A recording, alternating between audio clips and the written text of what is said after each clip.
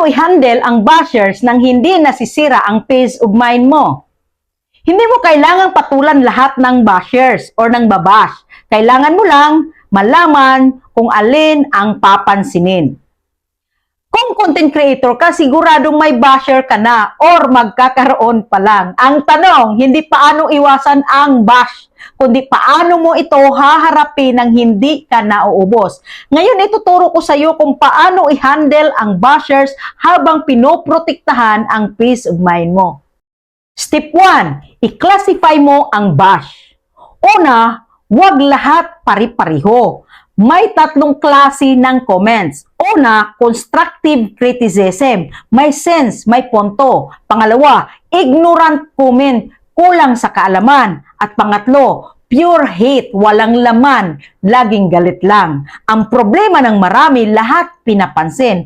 Dapat alam mo kung alin ang iiwan. Step 2, huwag mag-react agad. Pangalawa, huwag emosyon ang nauuna. Kapag galit ka, mali ang salita mo, mali ang maging tono, masisira ang image mo. Ang mature na creator, nagpo-post muna bago mag-reply. Step 3, gamitin ang bash bilang content. Pangatlo, i-convert mo ang bash sa content. Imbes na patulan, sagutin mo sa educational way.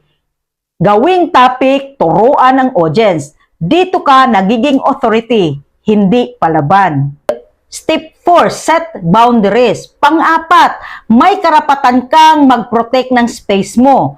Pwede mong i-block, i-mute, i-restrict. Hindi yan kahinaan, self-respect yan. Hindi lahat deserve ng access sa'yo. Step 5, balikan mo ang bakit mo. Pang-5, balikan mo ang dahilan bakit ka nagsimula. Hindi ka nag-create para mag-please ng lahat, manalo sa lahat ng argumento.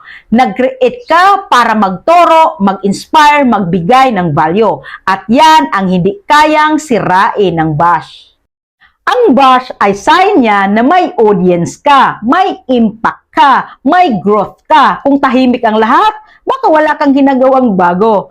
Kaya sa susunod na makabasa ka ng bash, tandaan mo ito, hindi lahat ng opinyon may halaga, hindi lahat ng ingay kailangan sagutin. Ang peace of mind mo ay mas mahalaga kaysa ego ng iba. Kung nakarelate ka, comment mo unbothered. Follow at share dahil sa next video, pag-usapan natin kung paano gawing advantage ang bashers sa paglago ng account mo.